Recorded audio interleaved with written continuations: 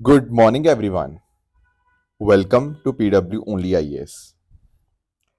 दोस्तों, अगर हम बात करते हैं लोकसभा की, तो आप जानते हैं हमारे लोकसभा में स्पीकर हैं ओम बिरला जी। अब ऑपोजिशन यहां पर नो कॉन्फिडेंस मोशन लाने का सोच रही है ताकि उनको हटाया जाए। अब हटाने का क्यों सोच रहे हैं? क्योंकि देखो, ऑपोजिशन का ऐसा आरोप है कि जो स्पीकर हैं ओम बिरला जी, वो अक्सर ऑपोजिशन को बोलने नहीं देते। जैसे leader of opposition Rahul Gandhi ji कई बार अपनी बात रखना चाहते थे, जो जनरल नरवणे जी की बुक थी उनके रिगार्डिंग, पर उनको नहीं रखने दी गई। ऑन द अदर हैंड कोई रूलिंग पार्टी का एमपी होता है तो वो सेम बात बोल के चला जाता है, वो बहुत सारी बुक्स को कोट कर लेते हैं, वहां कोई आपत्ति नहीं होती। तो इस वजह से यहाँ पे सोचा जा रहा है कि नो कॉन्फिडेंस मोशन लेकर इनको हटाया जाए। अब पॉइंट आता है कि क्या इतना आसान है क्या एक लोकसभा स्पीकर को हटा पाना? देखो, अगर हम बात करते हैं लोकसभा स्पीकर के रिमूवल प्रोसेस की, तो आप यहाँ पे अंडरस्टैंड करिएगा कि आर्टिकल 94 ऑफ कॉन्स्टिट्यूशन में लोकसभा स्पीकर का रिमूवल प्रोसेस यहाँ पे दिया हुआ है। कैसे होता है रिमूवल? देखो, सबसे पहली बात तो ये है कि एक रेजोल्यूशन लाया जाता है, पर रेजोल्यूशन लाने से पहले आपको एक मोशन जो हुआ वो देना होगा। ठीक है? मोशन जो होगा वो उसके पास कम से कम 50 मेंबर्स की कम से कम सपोर्ट होनी चाहिए। ठीक है? अब इसके बाद जो रेजोल्यूशन आएगा रिमूवल का, उसको फिर कंसिडर किया जाएगा। अब यहां पर क्या होता है ना कि स्पीकर को 14 दिनों का नोटिस दिया जाता है। ठीक है? और रिमूवल के लिए आपको जो मेजोरिटी यहां पे चाहिए, that is called as effective majority. Very very important point. Effective majority क्या होता है? Majority of the then members of the house. Effective majority यहाँ पे चाहिए होगी। अगर ये इफेक्टिव मेजोरिटी आ गई तो यहाँ पे स्पीकर को रिमूव किया जा सकता है। कुछ बच्चे सोच रहे होंगे, सर इफेक्टिव मेजोरिटी का मीनिंग क्या होता है? देखो, जितनी भी आपकी लोकसभा की टोटल मेंबरशिप है, उसमें से जो भी सीट्स आपकी वेकेंट है, जो खाली हैं, उनको आप माइनस कर दो। तो total membership minus the vacant seat, वो बन जाता है आपका आपका ओवरऑल जो संख्या बनी उसकी मेजोरिटी चाहिए होगी। इफेक्टिव मेजोरिटी उसको बोलते हैं। ठीक है? अब एक बात और ध्यान में रखना कि क्या स्पीकर इसमें पार्टिसिपेट कर सकते हैं? देखो, जब स्पीकर को रिमूवल का प्रोसेस चल रहा होता है ना, तो वो सिटिंग ऑफ द हाउस में प्रिसाइड नहीं कर सकते, मतलब वो चेयर पे नहीं बैठेंगे। ठीक है? पर हालांकि वो लोकसभा में प्रेजेंट होंगे। ठीक है? तो वो बात रख सकते हैं, बातचीत में अपनी प्रोसीडिंग में पार्टिसिपेट कर सकते हैं। पहले इंस्टेंस में जब रिमूवल का बात होगी तब वो वोटिंग भी कर सकते हैं। पर मान लो अगर बराबर आ गए वोट्स, फिर फिर देखो, नॉर्मली तो होता है स्पीकर के पास कास्टिंग वोट, या फिर स्पीकर वोट कर सकते हैं, पर यहां पर ऐसा नहीं होता। अगर रिमूवल की बात चल रही है ना, तो पहले इंस्टेंस में वोट करेंगे, पर वोट अगर इक्वल हो जाएंगी, वहां पर फिर स्पीकर को वोटिंग दोबारा नहीं करने को मिलेगी। इस बात का आप यहाँ पे ध्यान रखिएगा। तो ये सारी बातें आर्टिकल 94 में यहाँ पे लिखी हुई हैं कि स्पीकर का रिमूवल प्रोसेस क्या होता है। वेरी वेरी इंपॉर्टेंट पॉइंट क्या है कि यहाँ पर इफेक्टिव मेजोरिटी यहाँ पे रिक्वायर्ड होती है लोकसभा के स्पीकर को हटाने के लिए। आई थिंक ये बात आपको क्लियर हो चुकी होगी। दोस्तों, डेट है आज की 10 फरवरी 2026 एंड आप सभी का स्वागत है आज के प्रीलिम बूस्टर न्यूज डिस्कशन में। चलिए स्टार्ट करते हैं। पहला जो टॉपिक हमें डिस्कस करना है वो भारत की टाइगर कंजर्वेशन पॉलिसी के रिगार्डिंग है।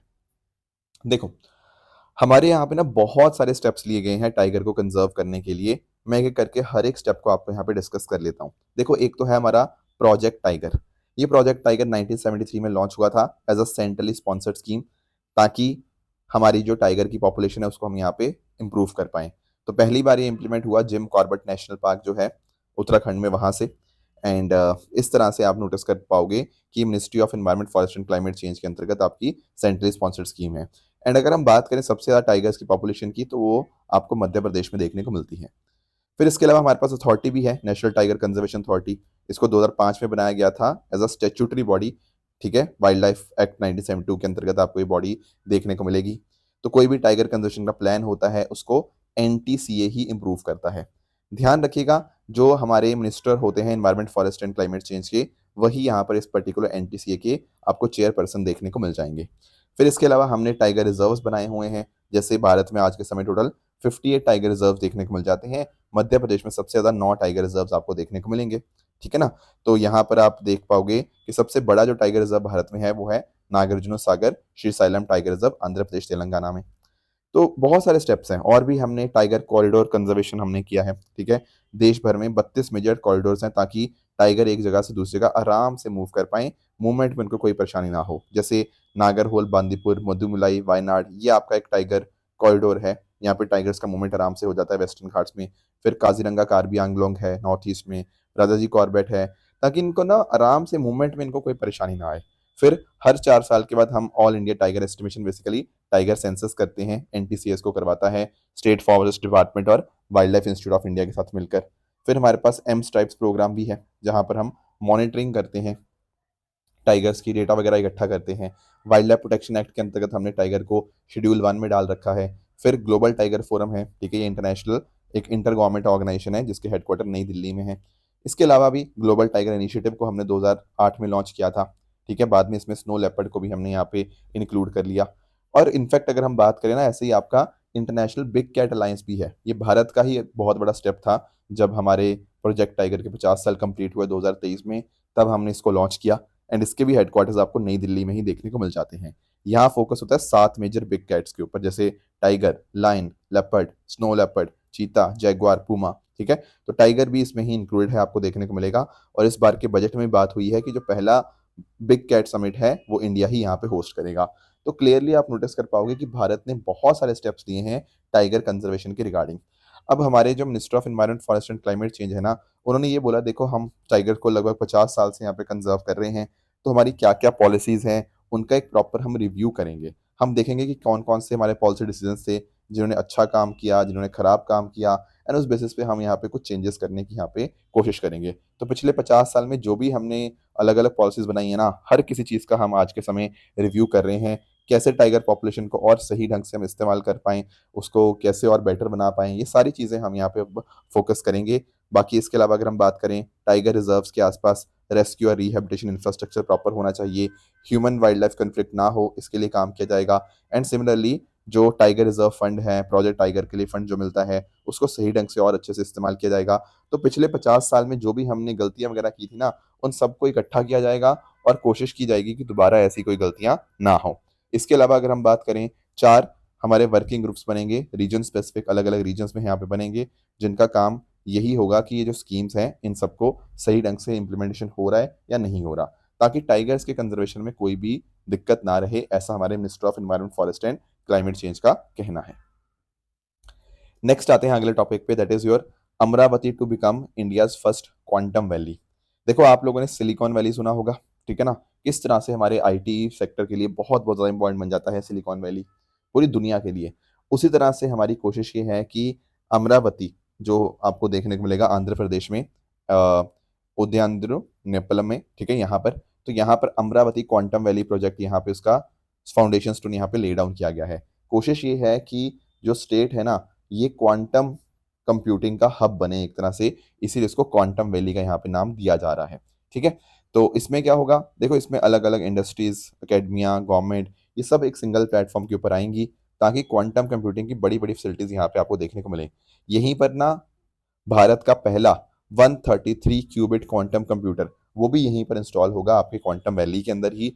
एंड साथ साथ यहाँ पर AI, cyber security, defence, health care, infrastructure, finance, इन सब चीज़ों के रिगार्डिंग जो रिसर्च वगैरह होती है वो यहीं से होते हुए हमें देखने को मिलेगी। बाकी ये क्वांटम नर्व सेंटर के तौर के ऊपर भी यहाँ पे काम करेगा, जहाँ पर क्वांटम हार्डवेयर और बाकी जो रिसर्च इंफ्रास्ट्रक्चर है वो प्रॉपर यहाँ पे मिल जाएगा। अब आप लोग जानते ही होंगे कि इट इज़ इम्पॉर्टेंट कि अलग अलग कंपनी साथ में आए, तो बिल्कुल जैसे आपका IBM है, TCS है, लार्सन एंड टूब्रो है, ये टेक्नोलॉजी पार्टनर्स के तौर पे ऊपर काम करेंगे। बाकी हमारा क्वांटम हार्डवेयर भी होगा यहाँ पे, स्टार्टअप्स हो गया, इंडस्ट्री मेमोरेंडम ऑफ अंडरस्टैंडिंग हो गए, वो डिफरेंट डिफरेंट यहाँ पे साइन किए गए हैं। बहुत सारे बच्चों के साथ भी हम यहाँ पे कोशिश करेंगे कि उनको हम यहाँ पे ट्रेनिंग दे पाएँ। तो पूरा एक तरह से प्रॉपर इकोसिस्टम यहाँ पे बनाया जा रहा है अमरावती के अंदर। अब आप लोग जानते होंगे कि क्वांटम टेक्नोलॉजी जो है वो 2 मेजर प्रिंसिपल्स पे काम करता है, एक है सुपर पोजिशन का, एक है आपका इंटेंगलमेंट का। सुपर पोजिशन क्या होता है, देखो सुपर पोजिशन का मतलब ये होता है कि मल्टीपल स्टेट्स में एक ही टाइम के ऊपर एग्जिस्ट करना, है ना। तो जैसे फॉर एग्जांपल अगर हम बात करें, तो जो क्यूबिट होता है ना, क्यूबिट, वो एक ही टाइम के ऊपर 0 भी हो सकता है, 1 भी हो सकता है, इसी को बोलते हैं हम आपका क्यूबिट, या सॉरी आपका सुपर पोजिशन प्रिंसिपल, ठीक है। दोनों पॉसिबिलिटीज आपको देखने को मिल जाती है एक ही टाइम के ऊपर। जैसे मान लो, एक सिंपल एग्जांपल समझाता हूँ, जैसे अगर हम मान लो आपने एक कॉइन को टॉस किया, अब जब हवा में है तो कॉइन हेड्स भी हो सकता है, वो टेल्स भी हो सकता है, तो एक ही टाइम के ऊपर वो दोनों स्टेट में हो सकता है, इसी को बोलते हैं हम सुपर पोजिशन। तो यहाँ पर क्वांटम कंप्यूटिंग का बहुत शानदार एप्लीकेशन है कि यहाँ पर एक ही टाइम पे मल्टीपल पॉसिबिलिटीज हो सकती हैं। इंटेंगलमेंट की दोस्तों अगर हम बात करें, यहाँ पर पता क्या होता है, जो आपके पार्टिकल्स हैं वो एक दूसरे के साथ इतना स्ट्रांगली लिंक हो जाते हैं कि अगर आपने एक में कोई चेंज किया ना तो ऑटोमेटिकली वो दूसरे में चेंज हो जाता है। जैसे फॉर एग्जाम्पल आप लोगों ने जुड़वा मूवी देखी होगी ना, या जुड़वा 2 जो भी है, आप जैसे जैसे आपने देखी होगी, तो उसमें यही सब बातें तो थी कि यार एक बंदे को मतलब चोट लगती है तो सामने वाला भी चोटिल हो जाता है ना?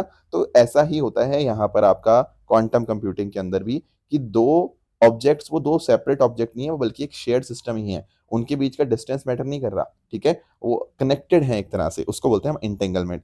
तो ये 2 मेजर प्रिंसिपल्स के ऊपर क्वांटम कंप्यूटिंग जो है वो काम करती है, एंड बहुत सारे जो अलग-अलग प्रॉब्लम्स हैं उनको बहुत तेज़ी से कम टाइम के अंदर वो सॉल्व करना जानता है क्वांटम कंप्यूटिंग। एंड इस तरह से इसके जो इस्तेमाल होते हैं वो फार्मास्यूटिकल डिस्कवरी में, डिजीज़ डायग्नोस्टिक में, weather forecasting, agriculture yield estimation, financial security, इनमें हो जाता है।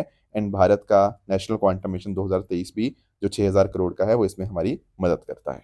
नेक्स्ट टॉपिक पे आते हैं। अगला टॉपिक हमारे सामने है डिजिटल पब्लिक इंफ्रास्ट्रक्चर कॉर्पोरेशन के रिगार्डिंग। देखो सबसे पहले तो देखो इस वर्ड का मीनिंग समझो आप, डिजिटल पब्लिक इंफ्रास्ट्रक्चर। पहले आप सिंपल ना पब्लिक इंफ्रास्ट्रक्चर देखो, क्या होता है पब्लिक इंफ्रास्ट्रक्चर। देखो कोई ऐसा प्लेटफॉर्म, जैसे फॉर एग्जांपल मैं आपको बताता हूँ, जैसे सड़क है। अब सड़क का इस्तेमाल हर कोई इस्तेमाल कर सकता है, राइट? ऐसी चीजें जो हर किसी के लिए एक्सेसिबल हो उनको हम बोलते हैं पब्लिक इंफ्रास्ट्रक्चर, ठीक है? पर अगर मैं इसके आगे वर्ड लगा दूं डिजिटल पब्लिक इंफ्रास्ट्रक्चर, तो इसका मतलब क्या बन जाएगा? इसका मतलब सर अब हम बात कर रहे हैं डिजिटल प्लेटफॉर्म्स की। सर ऐसे कौन से इंफ्रास्ट्रक्चर हैं जो डिजिटल हैं और सब लोग इस्तेमाल कर सकते हैं, जो सबके फायदे के लिए होते हैं? देखो जैसे आप लोग आधार की बात करते हैं। अब आधार क्या है? हम सबके लिए एक डिजिटल आइडेंटिटी है, उसके हमारे बहुत सारे बेनिफिट्स होते हैं। फिर हमारे पास यूपीआई है जो सरकार ने बनाया है, जिससे इंस्टेंट डिजिटल पेमेंट हो जाती है। उसी तरह से अगर हम बात करें, डिजी लॉकर बनाया है सरकार ने, जो डिजी लॉकर मदद करता है हमारे डॉक्यूमेंट्स को डिजिटली स्टोर करने के अंदर। ये सारे एग्जांपल डिजिटल पब्लिक इंफ्रास्ट्रक्चर के ही तो हैं। ऐसे आपने कोविन देखा था जब आपका वैक्सीनेशन की बात हुई थी, है ना? ओपन नेटवर्क डिजिटल कॉमर्स है, ओएनडीसी प्लेटफॉर्म हो गया। ये सारी चीज़ें क्या हैं? ये सब चीज़ें डिजिटल पब्लिक इंफ्रास्ट्रक्चर के अंदर ही आती हैं। या तो ये फाइनेंशियल इंक्लूजन में आपको हेल्प कर देंगी, या आपका डायरेक्ट बेनिफिट ट्रांसफर में हेल्प कर देंगी। बेसिकली करप्शन को भी कम करती हैं, एंड आपकी डिलीवरी जो है वो लोगों तक बहुत अच्छे से पहुंच पाती है। अब भारत ने क्या किया है ना, लगभग 23 देशों के साथ अलग अलग एमओयूज यहाँ पे साइन किए हैं, और इसी के कॉपरेशन को बढ़ाने के लिए, जिसको हम लोग इंडिया स्टैक के नाम से भी जानते हैं। अब क्या होगा इसके अंदर? देखो यही जो भारत को जानकारी है वो हम उनके साथ शेयर करेंगे, वो हमारे साथ शेयर करेंगे। जैसे फॉर एग्जांपल आधार हो गया, यूपीआई, कोविन, एपीआई सेतु, ठीक है, डिजी लॉकर, ये सारे एग्जांपल आपको डिजिटल पब्लिक इंफ्रास्ट्रक्चर के ही देखने को मिलेंगे। जैसे फॉर एग्जांपल हमने Cuba, Kenya, United Arab Emirates, Laos, ठीक है, इन सब के साथ हमने अलग अलग एमओयू साइन किए हैं, जैसे डिजी लॉकर के लिए। ऐसे ही बाकी औरों के लिए भी हमने यहाँ पे साइन किए हैं। फॉर एग्जांपल यूपीआई की बात करें तो आप जानते हैं कि यूपीआई आज के समय 8 देशों से भी ज़्यादा में एप्लीकेबल है, जैसे आपका UAE, Singapore, Bhutan, Nepal, Sri Lanka, France, Mauritius, आपका कतर, ठीक है? ये सारे आपको एग्जांपल्स देखने को मिल जाएंगे डीपीआई, डिजिटल पब्लिक इंफ्रास्ट्रक्चर के, जो हमारे यहाँ पे कॉपरेशन इंप्रूव हो रहा है। नेक्स्ट आते हैं अगला टॉपिक जो है मॉल्ट बुक के रिगार्डिंग। देखो ये बड़ा ही इंटरेस्टिंग टॉपिक है, मैं आपको एक्सप्लेन करता हूँ। देखो जैसे हम बात करते हैं फेसबुक की, है ना? अब फेसबुक पे मैं और आप एक दूसरे से इंटरेक्ट कर सकते हैं, बिल्कुल। मॉल्ट बुक बड़ा ही इंटरेस्टिंग इस तरह से हो जाता है कि यहाँ पर ना कोई इंसान इंटरेक्ट नहीं करता आपस में। कौन इंटरेक्ट करता है? AI bots. इंसानों के लिए है ही नहीं। ये पूरा का पूरा जो आर्टिफिशियल इंटेलिजेंस का बॉट्स क्रिएट किए गए हैं ना, बस वही आपस में इंटरेक्ट करते हैं। तो उनके आपस में बातचीत के लिए सोशल मीडिया जो प्लेटफॉर्म है ना, उसका नाम है मॉल्ट बुक, ठीक है?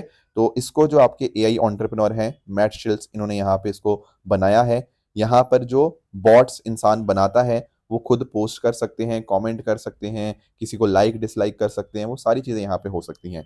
ध्यान रखना, यहाँ पर इंसान नहीं होते, सब एआई एजेंट्स ही होते हैं। तो it is an AI only interaction, ठीक है? ह्यूमन यहाँ पे कोई पोस्ट या कमेंट नहीं करता, बस एआई एजेंट ही आपस में पार्टिसिपेट करते हैं। तो यहाँ पर भी वो टॉपिक के ऊपर डिस्कशन करते हैं। फॉर एग्जाम्पल किसी को रिलीजन के ऊपर डिस्कशन करना हो, जियो पॉलिटिक्स, क्रिप्टो करेंसी, फिलोसफी, ऐसे अलग अलग जगह पे चीज़ों के रिगार्डिंग यहाँ पे डिस्कशन होता है। तो बहुत ही इंगेजिंग, ये मतलब बहुत ही इंटरेस्टिंग एक नई चीज़ हमें यहाँ पे देखने को मिल रही है, ठीक है? इनफैक्ट ऐसा देखा गया कि जो एआई एजेंट्स हैं ये ईमेल आराम से हैंडल कर लेते हैं, शेड्यूलिंग कर लेते हैं, ऑनलाइन रिसर्च कर लेते हैं, तो ये आपस में बातचीत करते रहते हैं। इनकी खुद अपने आप में एआई बॉट्स की एक दुनिया बन गई है, जहाँ पर ये आपस में एक दूसरे को पसंद नापसंद करते रहते हैं। ठीक है, तो बहुत ही इंटरेस्टिंग ये आपको सोशल मीडिया एक एक्सपेरिमेंट आपको देखने को मिलेगा। पर काफ़ी सारे जो साइबर सिक्योरिटी रिसर्चर्स हैं उन्होंने बोला है कि भाई एआई एजेंट को एक तरह से आपने अनरिस्ट्रिक्टेड एक्सेस दे दिया, अब यहाँ से डेटा का मिसयूज भी हो सकता है। तो कहीं ना कहीं आगे फ्यूचर में ये प्लेटफॉर्म बहुत ही ज़्यादा पॉपुलैरिटी गेन कर सकता है आने वाले टाइम के अंदर, क्योंकि एआई बॉट जिस तरह से क्रिएट हो रहे हैं हमें पता ही नहीं लग पा रहा क्या सच है क्या झूठ है। तो इस तरह से मॉल्ट बुक भी एक बहुत इंपॉर्टेंट प्लेटफॉर्म बन जाता है। अगला टॉपिक हमारे सामने है regarding supreme court flagged acting DGP. देखो, सबसे पहली बात तो जब हम बात करते हैं डीजीपी तो आप लोगों को डीजीपी के बारे में पता होगा, डायरेक्टर जनरल ऑफ पुलिस के बारे में। ये एक स्टेट के अंदर हाईएस्ट रैंकिंग पुलिस ऑफिसर हमें देखने को मिलते हैं और इनकी कुछ एलिजिबिलिटी होती है। फॉर एग्जांपल, ये एक सीनियर आईपीएस ऑफिसर होने चाहिए जिनका लॉ एंड ऑर्डर के अंदर काफ़ी अच्छा एक्सपीरियंस होना चाहिए, या फिर इन्वेस्टिगेशन इंटेलिजेंस, इन सब के अंदर एक्सपीरियंस होना चाहिए। अब यूपीएससी रिक्वायर करता है गाइडलाइंस जो हैं कि इनकी एक सर्टेन मिनिमम सर्विस बची होनी चाहिए ताकि स्टेबिलिटी रहे। ऐसा ना होना कि कल को रिटायर होने वाले हों और आपने इनको आज डीजीपी बना दिया। तो प्रॉपर एक प्रोसीजर यहाँ पे होता है। क्या प्रोसीजर है? स्टेट गवर्नमेंट जो है वो प्रपोजल भेजती है यूपीएससी को कि हमारा जो डीजीपी है वो रिटायर होने वाला है, तो हमने एक प्रपोजल भेजा है। तो 3 महीने पहले ये प्रपोजल जाता है यूपीएससी के पास, फिर यूपीएससी उसको स्टडी करती है एंड अकॉर्डिंगली 3 सीनियर मोस्ट और जो मेरिटोरियस अच्छे ऑफिसर होते हैं वो यहाँ पे यूपीएससी भेजती है। फिर स्टेट उनमें से एक ऑफिसर को यहाँ पे रिकमेंड कर देता है एज रेगुलर डीजीपी, मतलब उसको अपॉइंट कर दिया जाता है। ठीक है, अब आप लोग जानते होंगे कि पुलिस एक स्टेट सब्जेक्ट है ना। तो जो पुलिस की जो आपकी सुपरिटेंडेंस है वो स्टेट गवर्नमेंट के अंतर्गत ही यहाँ पे आती है एंड इनका काम यही रहता है कि प्रॉपर स्टेट के अंदर आपका लॉ एंड ऑर्डर यहाँ पे मेंटेन रहे। ये डीजीपी का काम आपको देखने को मिलेगा। अब एक बहुत फेमस केस हुआ था 2006 का, that is Prakash Singh versus union of India. यहाँ पर कुछ गाइडलाइंस दी गई थी सुप्रीम कोर्ट के द्वारा। क्या डायरेक्शंस थे? यहाँ पे सुप्रीम कोर्ट ने बोला था कि भाई आप ना डीजीपी को सिलेक्ट करो एक मेरिट बेस्ड ट्रांसपेरेंट प्रोसेस से, और उनका एक मिनिमम टेन्योर होना चाहिए। जैसे फॉर एग्जांपल कम से कम 2 साल का तो उनको टेन्योर दो। ऐसा ना हो कि बहुत जल्दी ही उसको रिटायर होने वाला है, या फिर आप उसको टेन्योर से पहले ही उसको आप साइड करे जा रहे हो। तो अगर उसके पास एक प्रॉपर टेन्योर होगा तो कुछ वो प्रॉपर स्टेप्स ले पाएगा बिना किसी बायसनेस के। बाकी इसके अलावा सुप्रीम कोर्ट ने यह भी बोला कि एक हमें स्टेट सिक्योरिटी कमीशन हमें यहाँ पे गठित करना होगा, ताकि गवर्नमेंट के पास ऐसा ना हो कि बहुत ज़्यादा इन्फ्लुएंस आ जाए इस पर्टिकुलर डीजीपी के प्रोसेस के रिगार्डिंग। फिर अगर हम बात करें लॉ एंड ऑर्डर फंक्शन को इन्वेस्टिगेशन से अलग रखो, इन्वेस्टिगेशन अलग होना चाहिए और लॉ एंड ऑर्डर अलग होना चाहिए, ऐसा प्रकाश सिंह गाइडलाइंस के अंदर सुप्रीम कोर्ट ने बोला था। फिर पुलिस एस्टेब्लिशमेंट बोर्ड क्रिएट करने की बात थी, state police complaint authority, district police complaint authority, इसको एस्टेब्लिश किए जाने की बात थी एंड साथ ही साथ नेशनल सिक्योरिटी कमीशन को यहाँ पे सेटअप करने की बात थी, जो कि इन सेंट्रल पुलिस फोर्सेस के हेड्स को सिलेक्ट करेंगे। पर ऐसा देखा गया सुप्रीम कोर्ट के द्वारा कि भाई सरकारें जो है ना वो प्रकाश सिंह गाइडलाइंस को मान ही नहीं रही हैं। फॉर एग्जाम्पल अगर हम बात करें, जैसे सुप्रीम कोर्ट ने बोला था कि एक प्रॉपर फिक्स टेन्योर के साथ आपको रेगुलर डीजीपी अपॉइंट करना है, पर स्टेट्स ऐसा नहीं करती। जैसे पिछला रेगुलर डीजीपी अपॉइंटमेंट जो हुआ था वो तेलंगाना के अंदर हुआ था 2015 में, और वो भी रिटायर हो गए थे 2017 के अंदर। तो उसके बाद से हमें कोई देखने को मिला ही नहीं। स्टेट क्या करती हैं? एक्टिंग डीजीपी अपॉइंट कर देती हैं। उससे जो इंडिपेंडेंस होनी चाहिए, एक सिक्योरिटी ऑफ टेन्योर होना चाहिए, वो रहा ही नहीं उनके पास। ठीक है ना, तो ये सब दिक्कतें हमें देखने को मिलती हैं। बाकी अगर हम बात करें जो सीनियर आईपीएस ऑफिसर्स होते हैं, क्योंकि उनको यहाँ पे हमने रेगुलर अपॉइंटमेंट नहीं किया, तो कहीं ना कहीं कैरियर अपॉर्चुनिटीज जो हैं वो भी उनकी लूज हो सकती हैं, क्योंकि हमने रैंडम किसी को भी अपॉइंट कर दिया या लेट अपॉइंटमेंट किया। बहुत ज़्यादा पॉलिटिकल इंटरफेरेंस देखने को मिलता है यहाँ पर डीजीपी के अपॉइंटमेंट के अंदर। तो उससे जो रूल ऑफ लॉ हो गया, इंटरनल सिक्योरिटी हो गया, उसके ऊपर इम्पैक्ट यहाँ पे देखने को मिलता है। तो सुप्रीम कोर्ट ने यहाँ पर बोला है कि भाई ये सब चीज़ें गलत है। जो प्रकाश सिंह गाइडलाइंस दी गई थी उनको आप सभी स्टेट्स को मानना होगा एंड प्रॉपर यहाँ पे आप इनको टेन्योर आप यहाँ पे दीजिए। इनफैक्ट यूपीएस 2026 की बात करें ना, तो सुप्रीम कोर्ट ने यूपीएससी का रोल यहाँ पे बढ़ाया था कि अगर मान लो यूपीएससी ने यहाँ पे कुछ रिकमेंडेशन दी है, पर अगर मान लो स्टेट्स उनको नहीं मानती है, उनको डिले करती हैं, तो यहाँ पर स्टेट को प्रॉपर वो बताना पड़ेगा कि क्या रीजन रहा, क्यों नहीं हमने यूपीएससी की बात मानी। सिमिलरली कोर्ट ने आर्टिकल 142 जो उसका स्पेशल पावर्स होती हैं उसको भी इस्तेमाल किया था पुलिस रिफॉर्म्स को लाने के लिए। अभी और भी पुलिस रिफॉर्म्स हमें देखने को मिलेंगे फ्यूचर के अंदर, बट ये कुछ बातें थी डीजीपी के अंदर जो हमें यहाँ पे क्लियर होनी चाहिए थी। अब रही बात क्वेश्चन आंसर्स की, यहाँ आपका पहला क्वेश्चन है एफडीआई के रिगार्डिंग, इसको आप ट्राई करिएगा एंड इसका आप कमेंट्स में मुझे आंसर बताइएगा। दूसरा होमवर्क है आपका विद रिगार्ड्स टू ये सेविंग्स और कैपिटल फॉर्मेशन के रिगार्डिंग। ये दोनों क्वेश्चंस का आंसर आप जरा कमेंट में करने की कोशिश करिए। कल मैंने आपको एक होमवर्क दिया था कि भारत के अंदर कौन है जो कॉर्पोरेट बॉन्ड्स और गवर्नमेंट सिक्योरिटीज में ट्रेड कर सकता है। देखो, पहला ऑप्शन है इंश्योरेंस कंपनीज। तो बिल्कुल भाई, इंश्योरेंस कंपनीज तो आराम से कॉर्पोरेट बॉन्ड्स गवर्नमेंट सिक्योरिटीज में ट्रेड कर सकती हैं। इनफैक्ट अगर हम बात करें, हमारा जो रेगुलेटर है, insurance regulatory development authority of India, वो बिल्कुल अलाउ करती हैं कि आप यहाँ पे कर सकते हो ट्रेड। फिर पेंशन फंड्स की बात करें, यहाँ पर भी हमारा जो रेगुलेटर है, pension fund regulatory development authority, उसने पेंशन फंड्स को बोल रखा है कि आप कर सकते हो नेशनल पेंशन स्कीम के अंतर्गत। ठीक है ना, आप गवर्नमेंट बॉन्ड्स वगैरह के अंदर आप बिल्कुल कर सकते हो, कॉर्पोरेट बॉन्ड्स के अंदर भी। Second is also right. Confusion किसी बच्चे को हो सकता है थर्ड में आई हो, पर ये थर्ड वाला बिल्कुल करंट अफेयर्स में अगर आप रेगुलरली फॉलो करते हो तो आपको पता होगा कि ये भी करेक्ट है। क्योंकि जो आरबीआई की रिटेल डायरेक्ट स्कीम है ना, उसके माध्यम से इंडिविजुअल डायरेक्टली गवर्नमेंट सिक्योरिटीज को बाय एंड सेल कर सकता है। तो बिल्कुल कॉर्पोरेट बॉन्ड्स भी आपके अवेलेबल हैं और आपके रिटेल इन्वेस्टर हैं वो बाकी चीज़ों को भी एक्सेस कर सकता है। तो यहाँ पर ऑप्शन डी 1 2 3 आर करेक्ट। तो सब लोग यहाँ पे ट्रेड कर सकते हैं। इसके अलावा मैंने आपको एक और होमवर्क दिया था, वो होमवर्क था regarding InvITs, infrastructure investment trust के बारे में। ये हमने होमवर्क आपको दिया था। अब देखो, समझो इस बात को, आप लोग म्यूचुअल फंड्स के बारे में जानते होंगे। म्यूचुअल फंड में पता क्या होता है कि हम लोगों के पास थोड़ा थोड़ा पैसा होता है, हम वो सारा पैसा एक तरह से एक म्यूचुअल फंड मैनेजर के पास देते हैं एंड वो आगे उसको अलग अलग जगह पे इन्वेस्ट करता है। ऐसे ही होता है। पर अगर मैं बात करूँ ना इनविट की, इंफ्रास्ट्रक्चर इन्वेस्टमेंट ट्रस्ट की, ये काफ़ी सिमिलर होता है म्यूचुअल फंड के। पर ध्यान रखना, यहाँ पर जो पैसा इन्वेस्ट किया जाएगा ना, वो आपके बड़े बड़े आपके इंफ्रास्ट्रक्चर प्रोजेक्ट्स में किया जाएगा।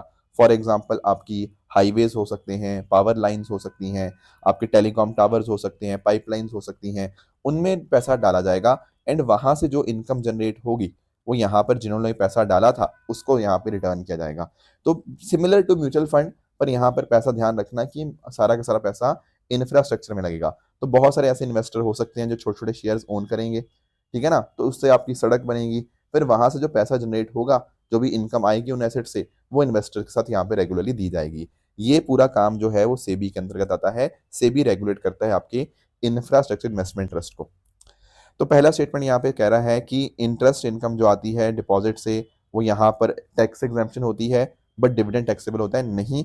डिविडेंड हो चाहे आपका बाकी और इनकम हो, दोनों पे टैक्स लगता है। तो पहला स्टेटमेंट आपका यहाँ पे गलत है। और अगर आपको पता लग गया ना पहला स्टेटमेंट गलत है, आपका आंसर ऑटोमेटिकली आ गया कि पहला गलत है, दूसरा यहाँ पे करेक्ट है। पर फिर भी अगर हम सेकंड स्टेटमेंट की बात करें, ये कह रहा है कि जो भी इन्वेट्स हैं these are recognised as borrowers under SARFAESI act 2002। Answer is yes. देखो, इन्वेट्स के अंतर्गत ना जो भी आपके जो भी ट्रस्ट है उनको बोरोवर की तरह यहाँ पे किया गया। कहने का मतलब, क्योंकि देखो इन्वेट क्या कर रहे हैं, उसके माध्यम से पैसा रेज किया जा रहा है bye issuing the debt securities. तो बिल्कुल, तो सरफेसी के अंतर्गत बात वही है कि कैसे अगर हमें उनको रिकवर करना है तो उसमें मदद करता है सरफेसी। तो उसमें बात ये लिखी हुई है कि इन्वेट्स जो होंगे वो बोरोवर्स की तरह ही यहाँ पे रिकॉग्नाइज किए जाएंगे। तो ऑप्शन डी यहाँ पे बिल्कुल आपका करेक्ट आंसर देखने को मिलेगा। अब रही बात ट्रू एंड फॉल्स स्टेटमेंट्स की, यहाँ आपके सामने कुछ स्टेटमेंट्स हैं, इनको पढ़ो, बताओ इनमें से कौन सा सही है कौन सा गलत है। एंड जो कल होमवर्क दिया गया था, तो मॉनेटरी पॉलिसी कमेटी जो थी ना, वो स्टैट्यूटरी बॉडी तो है, पर ये दरअसल में आपके आरबीआई एक्ट 1934 के अंतर्गत यहाँ पे 2016 में कॉन्स्टिट्यूट करी गई है। इसीलिए पहला स्टेटमेंट आपका यहाँ पे इनकरेक्ट रहेगा। दूसरा बात करें सोडियम आयन बैटरीज की, भाई देखो सोडियम आयन बैटरीज भी और लिथियम आयन बैटरीज दोनों रिचार्जेबल नेचर की होती हैं। फर्क ये होता है कि पहले में चार्ज कैरियर सोडियम आयंस होते हैं, दूसरे में लिथियम आयंस, बट रिचार्जेबल दोनों होती हैं, इसलिए दूसरा गलत हो जाएगा। अग्नि 3 मिसाइल की बात करें तो बिल्कुल इंटरमीडिएट रेंज ब्लिस्टिंग मिसाइल है, that is a correct statement. और यहाँ पे कह रहा है कि न्यू स्टार्ट ट्रीटी के कौन पार्टीज थी, आंसर इज यूएसए एंड आपका रशिया, चाइना नहीं है, ठीक है, तो चाइना गलत हो जाएगा, इसलिए ये स्टेटमेंट आपका यहाँ पे इनकरेक्ट होगा। तो ये थी हमारी आज की डिस्कशन। इस तरह से आप सब लोग हार्डवर्क करते रहिए। All the very best and thank you so much.